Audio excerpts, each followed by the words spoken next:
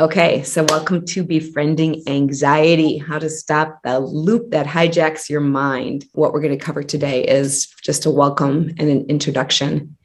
And then I'm going to share some ideas about anxiety that I know and that I've seen is universal with everyone that I've worked with that experiences extreme anxiety and people that I work with that experience anxiety in any way because we all do.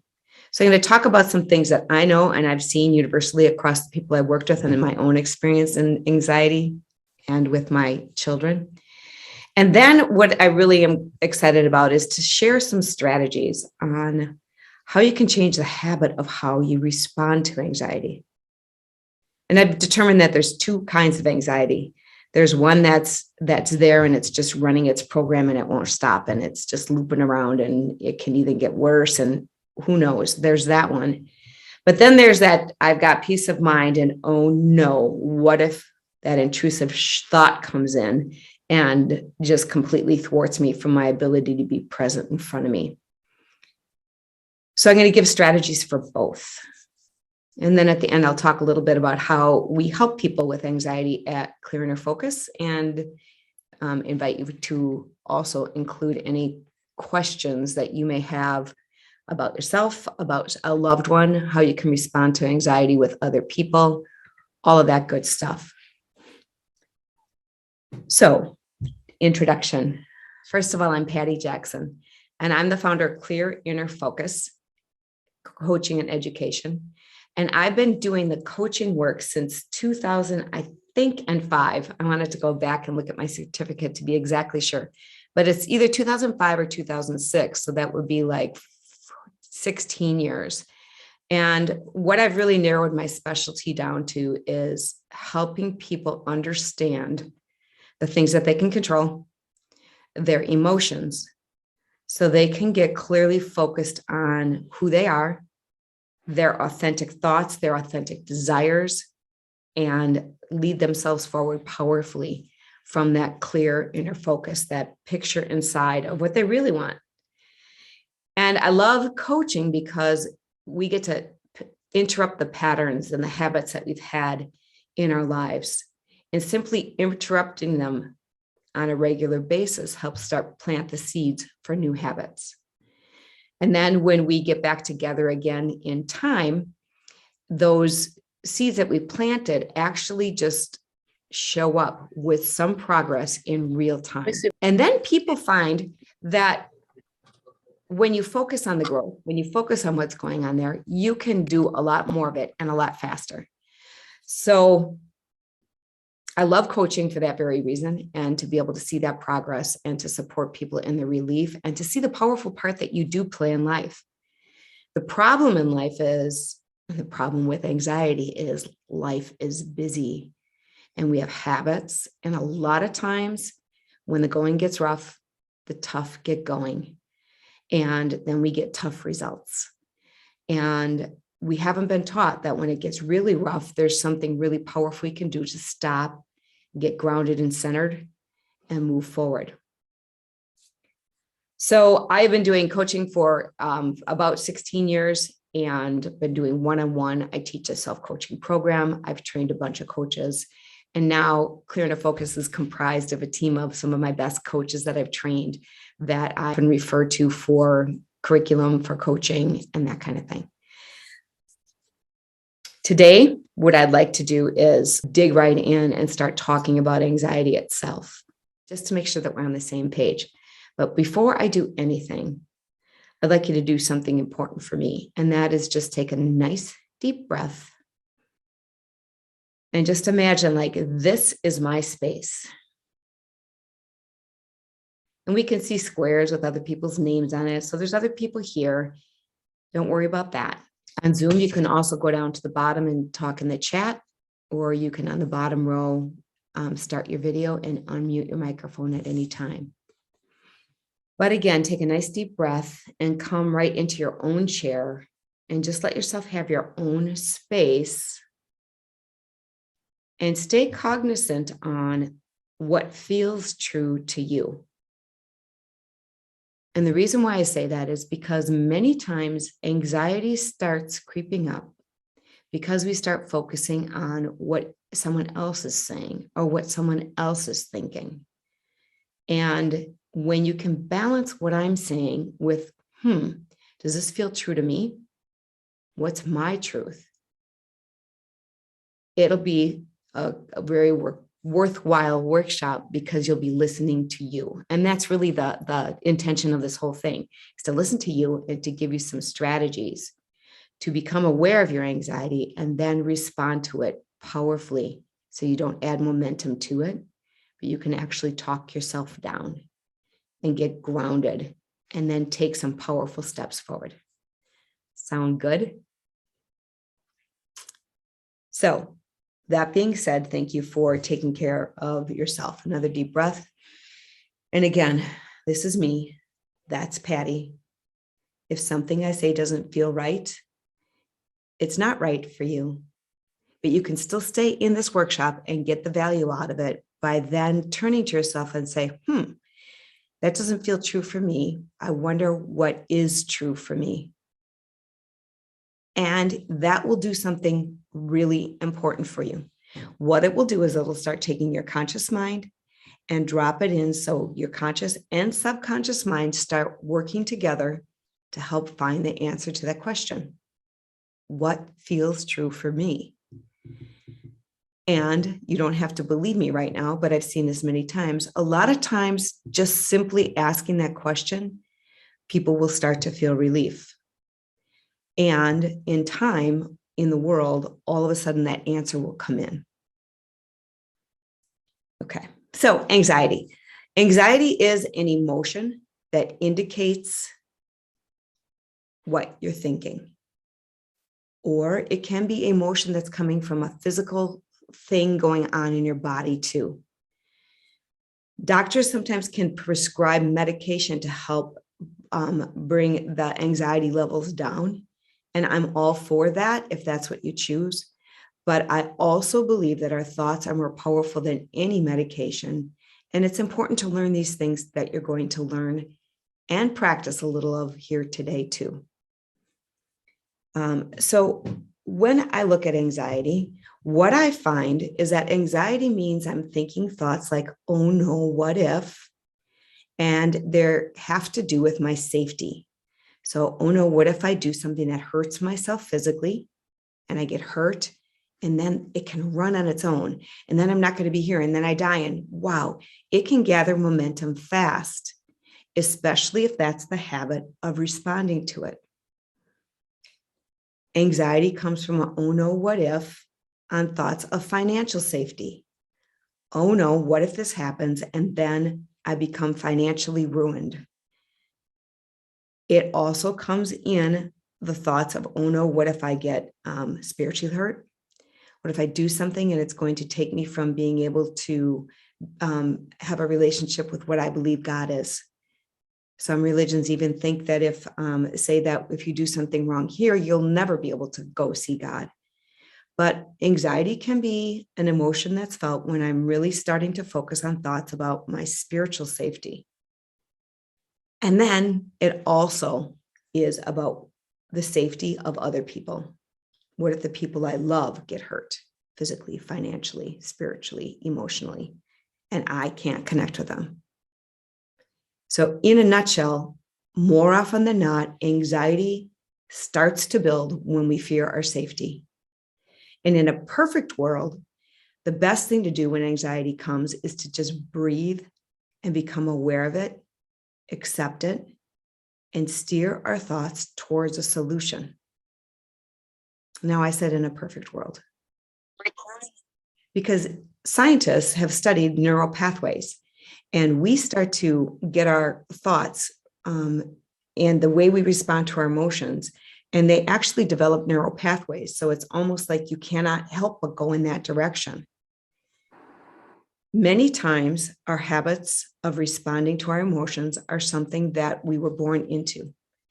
Either we have a highly sensitive body and the emotions feel so bad that we come up with strategies to deal with it and try to get rid of the emotion.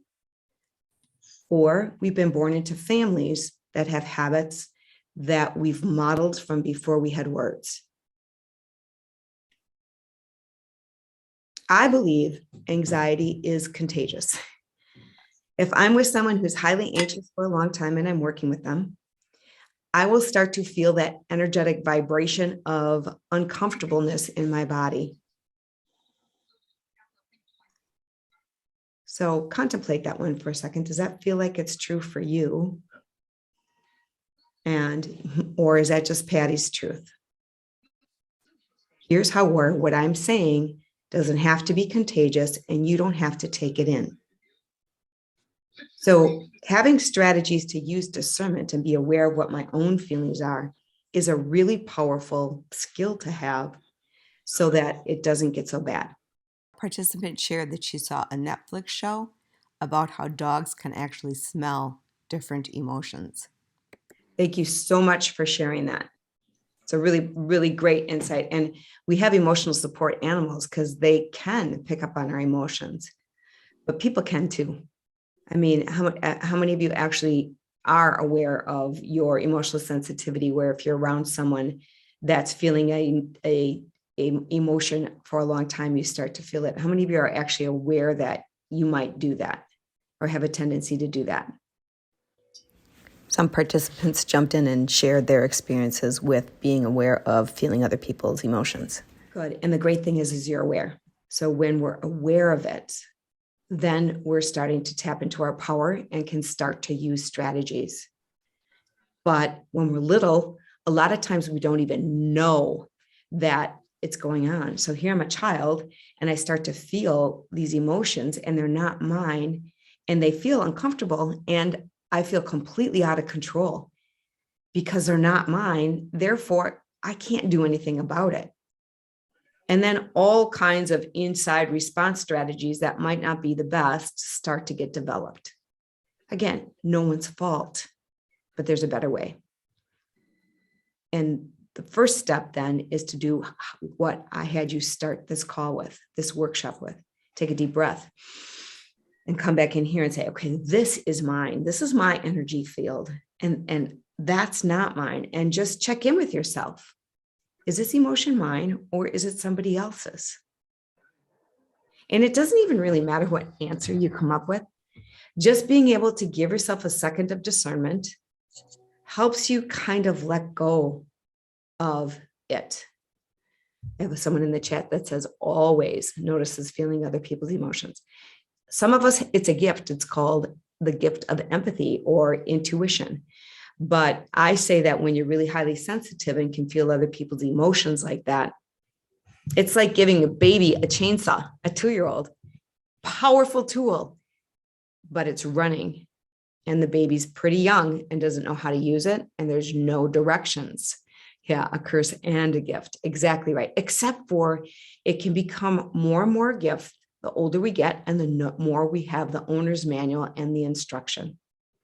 So I'm going to repeat that one of the best things to do is when you're feeling a strong emotion, to just take a deep breath. And again, imagine filling your energy bubble or energy field around you and saying, what am I feeling? And is this mine? And if it feels like it's not yours, to just let it go. I don't have to do anything about this. How can I take care of myself? And then take care of yourself. We can't control other people's emotions. And guess what? We can't control our emotions. You're not supposed to. Your emotions are an alarm that's saying you're focused on a thought. I'm focused on, oh no, what if I get in my car and I run somebody over and kill them? Okay, that thought is going to make me nervous. And when I'm driving behind the car, I'm not going to be the best driver I can be. So I'm going to get that alarm. That thought's not serving you, Patty Jackson. Take a deep breath and get focused on what you want. Where do I want my life GPS to go? I want to get in a car, be safe, make good decisions, get there safely and on time, and enjoy my day. The more I practice that, the more I practice a neural pathway out of anxiety, back into talking myself down and being grounded, getting my energy to flow through me and help me be present and calm as I'm driving the car. Now I'm making it sound simple because I get it. When anxiety really takes on its loops and people have been feeling it for a long time or on a certain topic, it can be really hard to get from that high anxiety momentum of 12 on a scale of 1 to 10 down to feeling any sense of groundedness. It just takes practice. Our neural pathways, again, were established and are firm. They're firm, they're easy to follow. I like to think of them like pathways in the woods. I love hiking at Lapland Peak, and they've got these really nice, well-traveled hiking paths on the dirt. And I never see things sprouting where we're traveling. And even in the winter or early spring or late fall, where people aren't out there much, because that ground has been traveled on so much, the weeds don't grow, not readily. That's like our neural pathways. It's really easy to go back into that emotion and that emotional response pattern.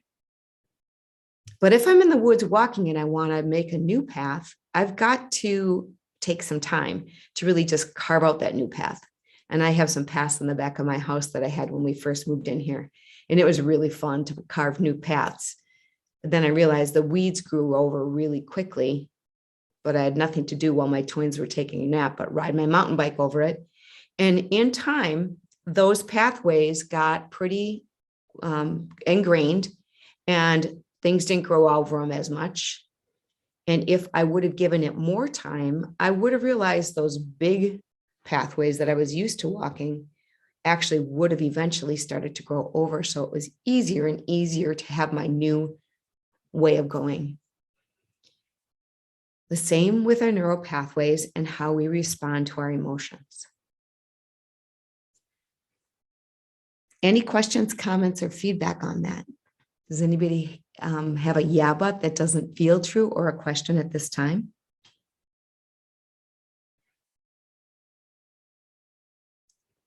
What I want to really say is that this is normal human stuff, and that people that go into high anxiety actually are there because they really care about something.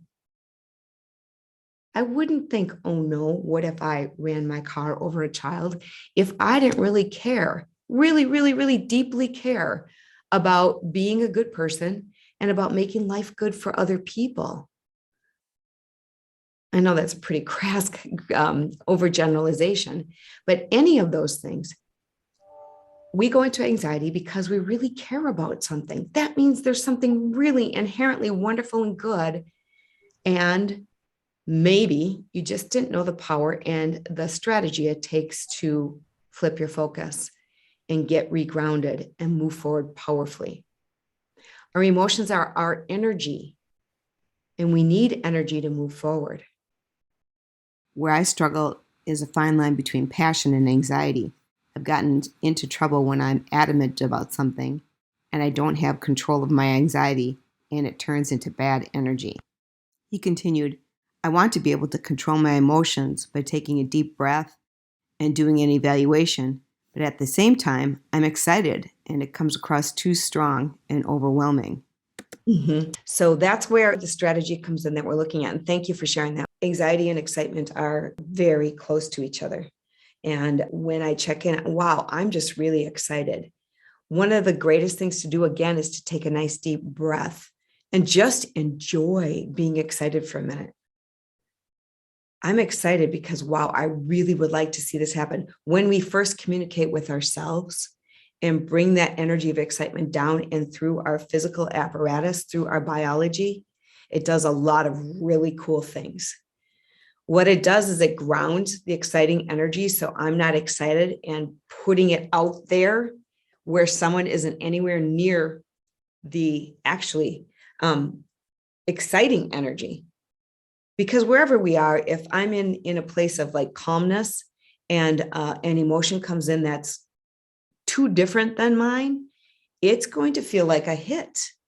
And It doesn't mean it's wrong, but if this person's not aware and they're really busy on whatever it is, it's a distraction or a disruption for them in that moment. Is this making sense? So Yeah. to be aware of ourselves and to know this energy of mine is just my excitement, and I don't have to engage with anyone else right away on it yet. To just enjoy the feeling of excitement right here and enjoy the picture of what I'm excited about. Like, oh my God, I'm going to be a grandma in October. And I'm so excited about being able to hold the baby and about being able to be with my daughter and son-in-law and to be able to, and I just let myself be patient with and enjoy the excitement. Then when I'm with my daughter and son-in-law, I'm not going to come in and like get into their space with my excitement because it'll be grounded. Does that make sense? With the grounded excitement, then I can use all of that energy to do the steps I need to take to like put them in the picture. And, I wonder if they'll let me take the baby to the lake for a weekend and babysit. And then I can have a conversation with them where we're co-creating something instead of all my idea coming at them so hard that it bumps them out of their own groundedness. I hope that makes sense. I'm guessing that's going to be something that you can kind of contemplate for a little bit. And what I'm saying here is actually in the strategies that I'm going to concretely go through as we move through this workshop more. But I'd like to check in with you. Does anybody have an example of that or something they'd like to share? I hear from Laura, yes, that makes sense. Thank you for your feedback. Okay. And thank you for bringing that up. So what ends up happening is anxiety and excitement can feel uncomfortable, especially when we see ourselves putting it out there in the world and it not landing well with others. And so then sometimes we can think there's something wrong with that emotion and try to get rid of it. And so when in an anxiety thought loop, it's like, I'm thinking, oh no, what if I hit somebody with my car? I don't want to be thinking what's going on with my car. I don't want to be feeling anxiety. I don't want, and zoom, zoom, zoom. I don't want. Thoughts can start running around. And then typically what people do is respond to it and either fight that emotion or try to stuff it or try to get rid of it, annihilate it. No, it doesn't exist. Or they say and respond to it with, there it is again. I feel horrible. I can't pay attention to everything in front of me because my thoughts are so loud and noisy right now. What's wrong with me? And I want to say, nothing. Feeling anxiety is normal human stuff. It gets stuck in a loop because that's how it works in the inside, and you have some propensity to do things and no one's ever taught you what to do with it. And when you ask the question, what's wrong with me? It takes your conscious mind and helps you work with your subconscious mind to try to find everything that is wrong with you. Oops. The questions we ask of ourselves, our conscious and subconscious mind will start to work together to try to answer. So one premise I really want to share is that nothing's wrong if you're feeling high anxiety or a loved one's feeling high anxiety and is getting stuck in it. That response is a non-beneficial response. The best response is, oh, there it is again. What can I learn? What can I do differently? How can I learn? What is it I might be able to do next? Those two are going to get my conscious and subconscious mind to work together to find the answers I want. I want to find answers on how can I move forward. Okay. So that defines the loop and what feeds the loop and has it going running and running and running. I worked with a client. She was 23, I think, and her father died suddenly. So yeah, like life earthquake, and things stuck in place, first of all, but she had some other things going on where anxiety played a big part in her life.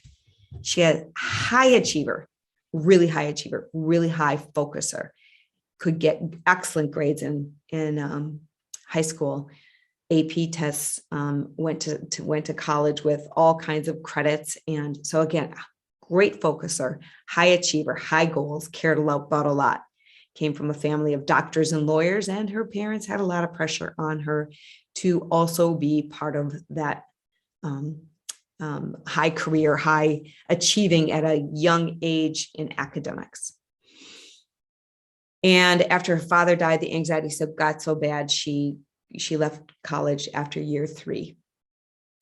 And so we worked together for a little while and used some strategies on the anxiety and started to show up differently, started to use discernment with her mother. Instead of listening to everything her mother said, she started listening to her mother and then checking in with herself. Is this true? Is this mine? And then respectfully could respond to her mother. So she just developed some new strategies of dealing with all this inside stuff and all these things with these relationships around her that had some big patterns. Now you can imagine she cared a lot about her mom too. She was the oldest child, and her mom lost her husband early and suddenly in a scary time of life.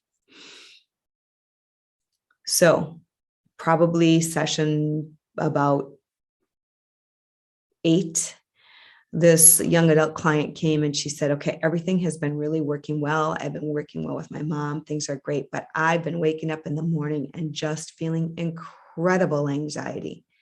It reminds me of when I was in school and I had to take a test and I didn't know what to do. And I was so anxious, and I talked to my mom and she couldn't help me. And I got to school and I was there, and my teacher looked at me and she could tell I was having so much anxiety, and my teacher couldn't help me. This girl was feeling pretty upset with her elders, the ones who were supposed to know. So we did a little forgiveness work on them not knowing. And then we did a little bit of like, if this were today, how might you have done it differently given the strategies you have? And then she was able to look at that event and realize that was the event that put her on this path to learn everything she was learning today.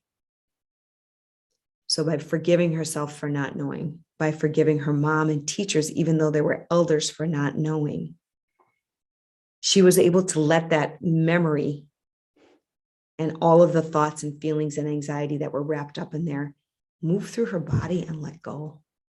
She actually was able to completely forgive. The kind of forgiveness was like, okay, that was one of the bumps and bruises I had on my way of life, but today I know how to do this. Today I'm going to do it more. And it was super powerful for her because it was a fundamental time where first the anxiety was bad and no one could help her. Soon after working with her, she was able to go back to school, and she did get into grad school, and she's doing really well with everything that's been going on from the last time I heard from her. So sometimes it gets stuck in there because something happened in the past, and those emotions get locked in a memory, and then they just kind of zip in. Intrusive thoughts are a type of anxiety that happens when we're not aware of some of our other emotions. I was working with a 23-year-old who got all the strategies in place, understood how to deal with present day anxiety, but then said, oh no, intrusive thoughts are starting to come in while I'm driving. And I said, well, you had a really long stretch where that wasn't happening. What's different today? And he said, well, I've got a lot of things hanging over my head. I'm not completing this. I'm not completing this. I've just been going and going and going. And that feels really different. So sometimes when the anxiety at its best is we look at what we're worried about. We come up with what we'd rather see instead, a solution, and then we take steps to fulfill it. We hold ourselves accountable to doing the stuff that's not so fun right now, just because my own self-care matters. I don't really want to go to the gym. I know it's good for me. I know it makes me feel better, but I just would rather get things done at work. I'd rather have people at work be happy about me. Suddenly, all of my focus is about work. It's about other people. And I lost the focus on myself and taking care of me. So I've found more often than not, when working with people who have intrusive thoughts come in, it's because they're not completely taking care of these things that are hanging over their head and gnawing at them. And it just lets some of those old habits of anxiety creep in. Anybody have that, or does that sound like it could be a possibility about what that's about?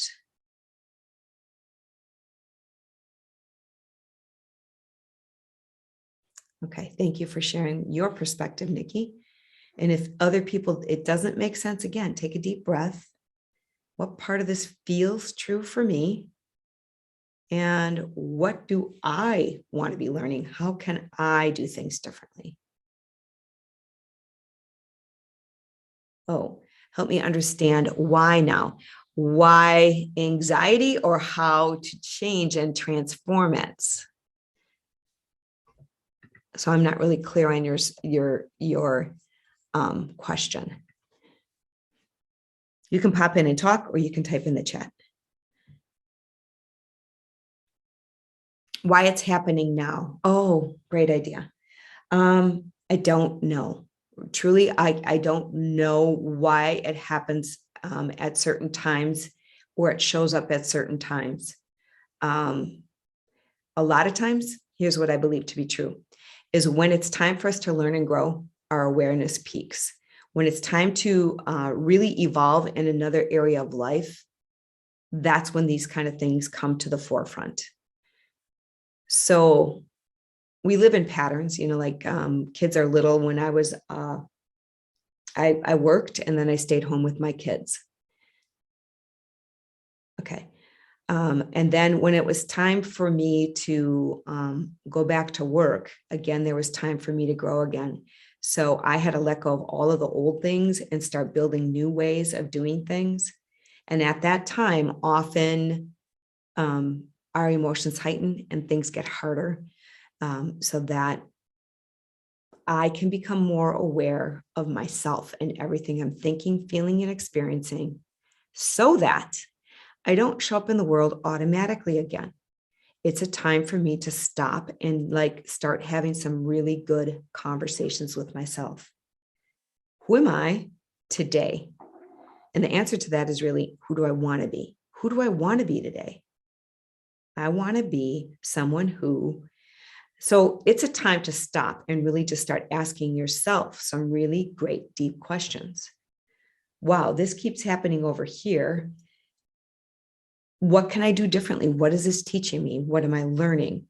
Would be some really good questions that can help you understand why, and that it's time to evolve and grow, and really evolve and grow, not just show up the same way. I'm kind of repeating myself here, I think. Let me see what in the chats. Okay, no, this helps me understand why now. So much on my plate, and I know I'm awakening too. Yeah. So I like that you are aware of that. There's a lot on your plate too. A really important thing is to give yourself some quiet time. When the going gets rough, the whys, stop. Listen to yourself and start getting focused on solutions. Always say, be who you want. Be who you want at the beginning of each new day, and do everything you want to do and nothing you don't. Great, great, wise words. And I love, this is an important thing. Many times when we have things on our plate, we get into the doing. And the doing is an action thing, and we can get a lot done. But again, our best self comes from consciously connecting with our being. Fulfillment comes from doing what you want to do and being who you want to be. What I mean by this is, when there's a really busy day, I can get up in the morning and go breakneck speed and get things done, get things done, get things done, get things done. Go to bed. My brain's going, get things done, get things done, get things done. Not only is it not able to turn off, but I check boxes and doesn't feel like there's any purpose to it because I forgot to slow down and savor the moment and be present with people and bring the gifts of my being to those tasks. And so sometimes then all my energy is going out here and I forgot to ground it with my being. Laura says shoulds versus feeling like we have a choice, right? And I don't know about you, but I get into that place all the time. It's normal to get off track. But one of the tools that is really important is to catch myself when I'm off track and do my number one most important job. And what that is what I use as the first step to positive change. Stop, become aware of what I'm doing, and choose to respond to myself with love and acceptance. Instead of, bad Patty, you're doing it again.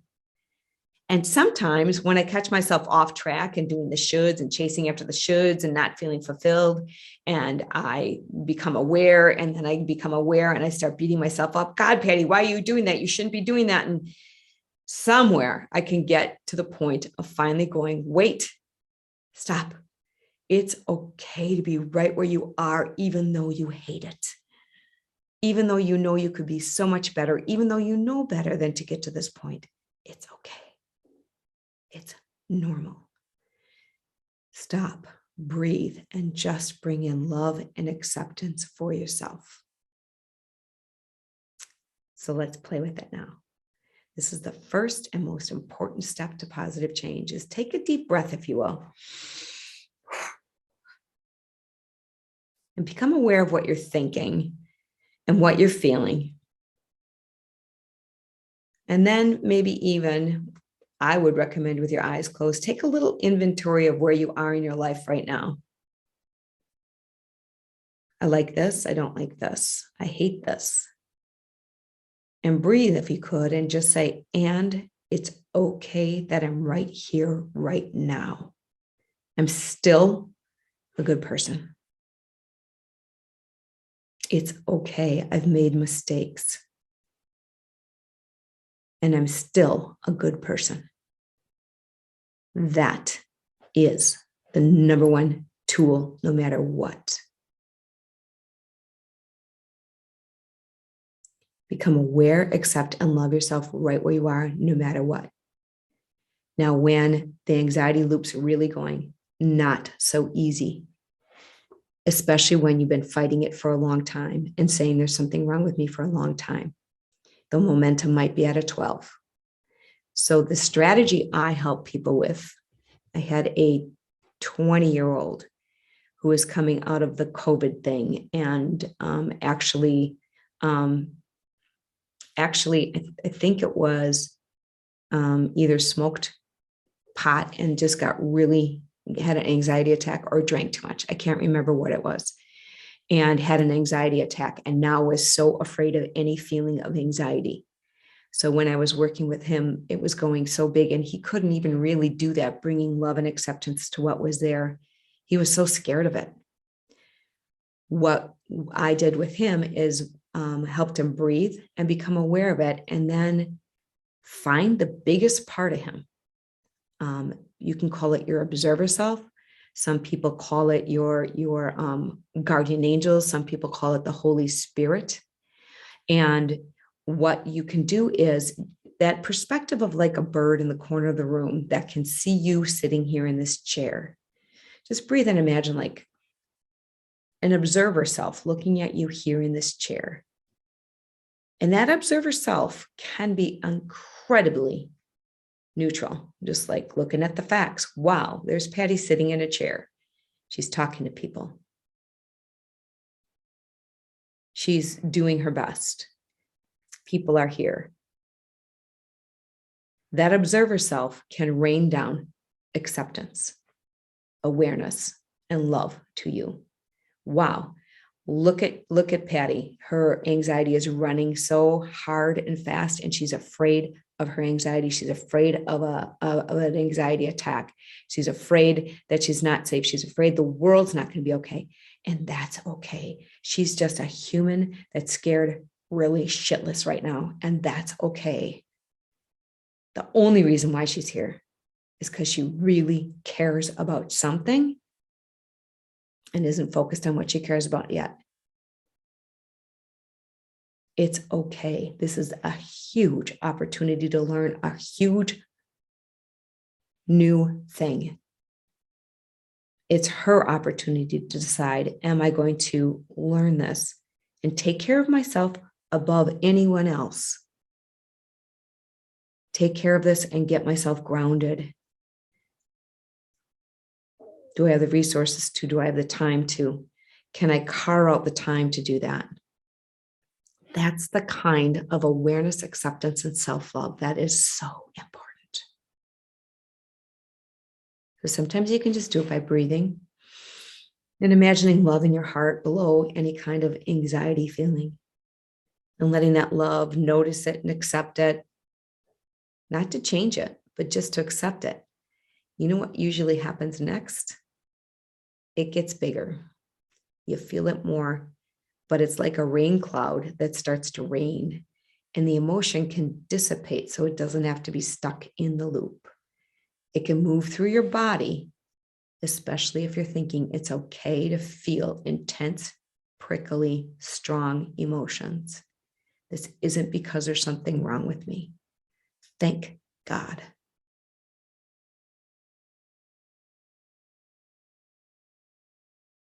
I don't know what I'd rather be thinking. I don't know what the solution is, but I do know that I can love myself and start to accept myself right here, right where I am, even though I don't love where I am.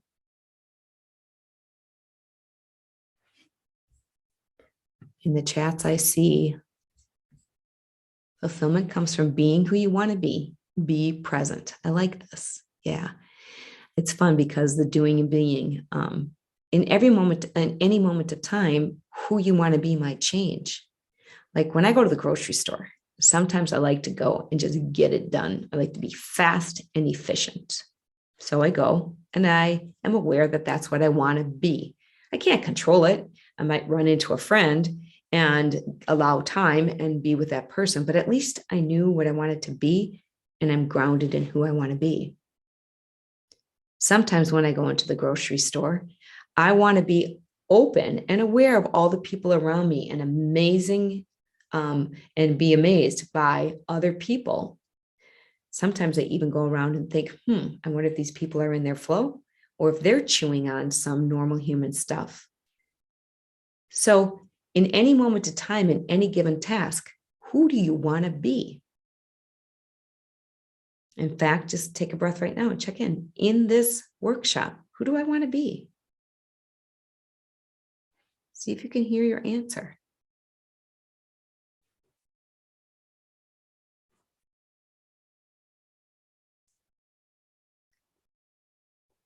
I want to be someone who is listening to the guidance I have and sharing the love that I have for humankind and the power of these tools with those who might want to play with them. That's who I want to be during this workshop.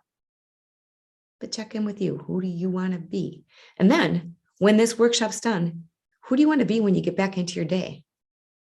Just check in and listen to that answer. And imagine yourself being it for just a second.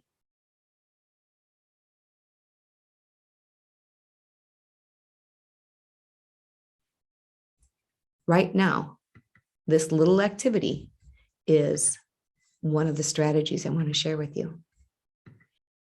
And that is when you can't control your emotions and you can't control your thoughts. Emotions are going to show up and thoughts are going to show up. But there are 4 things you can powerfully control. And that first thing is your breath. So when you notice an emotion and you breathe, like we've been doing through this workshop, and saying, this is mine and this is not mine, You can separate from the emotions that aren't yours and just kind of contain yours. You can control your response. Wow, I'm feeling anxiety and it is mine. I'm going to respond to it with, answer is right here in step 1, acceptance and love. When you choose to respond with acceptance and love, it starts to dissipate. And when it dissipates, you can look, oh my God, I'm focused on all kinds of scary what if thoughts.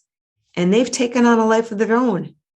I've thought them so much, they have momentum, and that's okay. I'm learning to focus on thoughts about what I'd rather see instead. What is it that matters? I can control my focus. I might not be able to pull it completely off of an anxiety loop or a typical bunch of thoughts that are stuck in anxiety, but I can pull it off and say, what would I rather be thinking, feeling, and experiencing? And breathe and just imagine that question going to my heart. And I can, when I do that, start to feel my focus shifting just a little bit.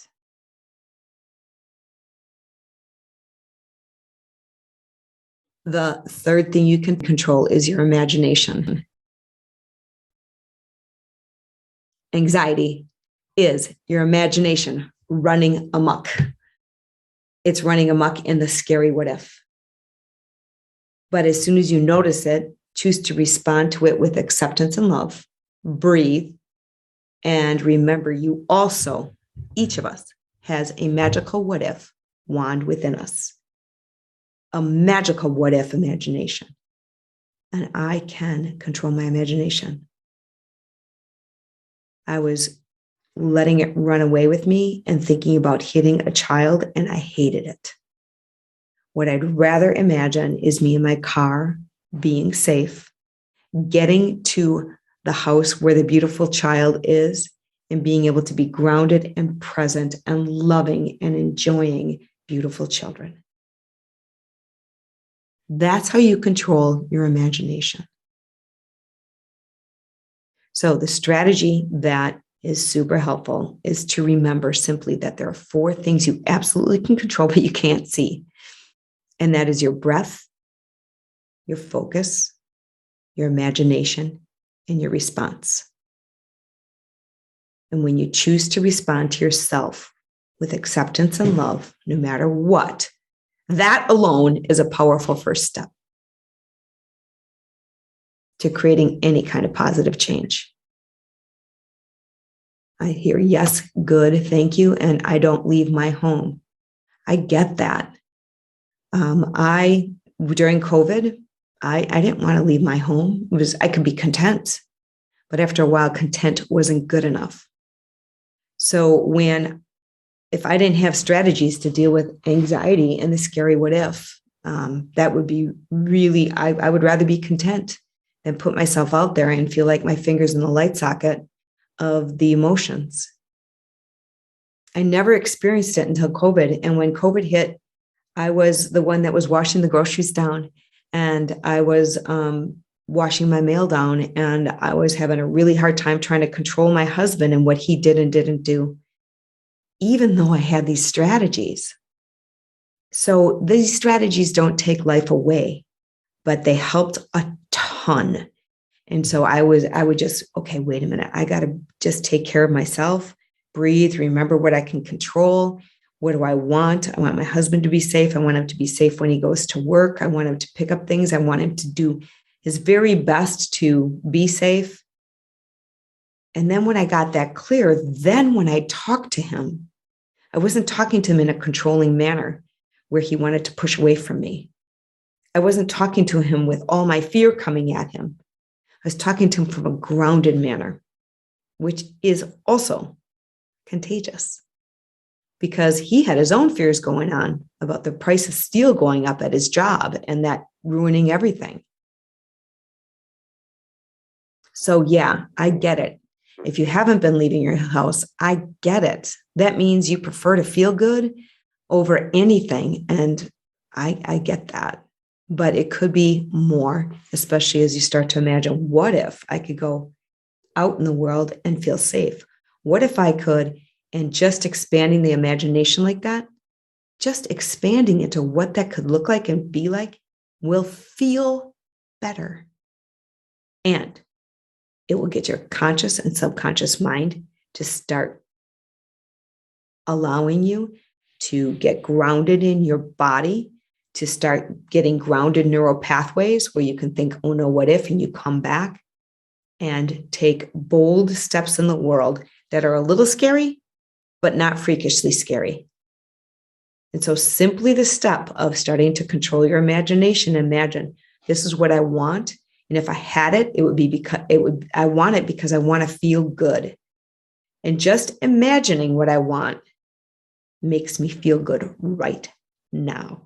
And I'm going to let that be enough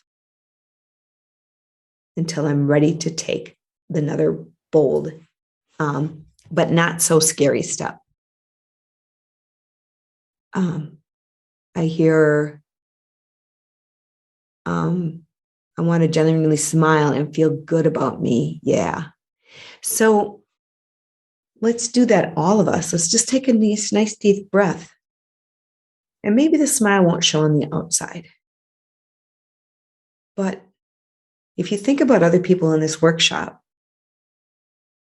can you observe them and think, man, no matter how hard you might have been suffering from anxiety, I love you as a human. I accept you. And there is something that you can learn, and there is a way to make this better. Just showing up here is enough. Good job. And then just imagine, and if your smile can't be on your face, can you just have a little smile be on your heart? Like, holy cow, I'm still here. I've been sitting in a workshop for 53 minutes. Good job. I showed up.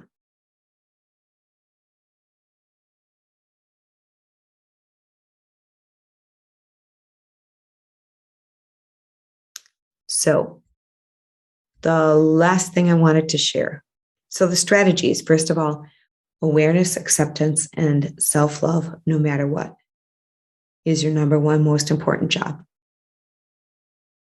Second job, and sometimes that takes exercise just to get there. And so just a baby step is enough. This takes time. I caught myself about 18 pounds overweight at the end of COVID. And I knew that to lose 18 pounds wasn't going to happen overnight. I had to let the baby steps be enough. And now I know where I wanted to go. And I was just going to take another baby step. Good job. I know where I want to go. Take another baby step. Good job. Now I'm down 11 pounds. So it's happening. Good job. There are backwards days, just like when a baby's learning to walk. Sometimes they crawl. Maybe they crawl for 3 days. That's okay. We inherently know that the baby in time will get up, try again, and improve. Same with the improvement on how you're responding to anxiety and those inner pathways of being able to come back home sooner, talk yourself down sooner, separate from all the emotion outside you and just come here, breathe, steer your focus, steer your imagination to the magical what if, responding to yourself with love, and then when you're ready, responding in the world. The last strategy is to practice self-care and take care of those things that are hanging over your head. Now, life is busy, and we often have a gazillion things hanging over our head. So the strategy is to just do your best and let your best be good enough. Carve out some time every day to just take a little piece off of the apple. Take a little bite out of the big apple that needs to be complete. What I mean by that is if your whole house is a mess, take a small step. I'm going to clean my desk. And I can't do it today because I'm still really overwhelmed. but I am going to imagine it clean and feel how good it feels inside to imagine it clean and say, you know what, for today, that's good enough. And that's the last strategy that I wanted to share. So I am going to open this up for questions and answers. What we do as coaches is we work with people for a minimum of 3 months, because it takes at least that long to learn these strategies, to see them working, to get excited about them, to master them in month 2, where you find yourself doing them naturally, and then to continue to apply them in a new area happens in month 3. And then after that, I've worked with people for years on a weekly basis. I've worked with people who just come back when they want to tune up and to refresh and to redo what they're doing again so they can move through that resistance. So we work with people one-on-one as coaches, and that's predominantly what we do at Clear Inner Focus. Does anybody have any questions that they'd like to pop on and ask, or type them in the chat box?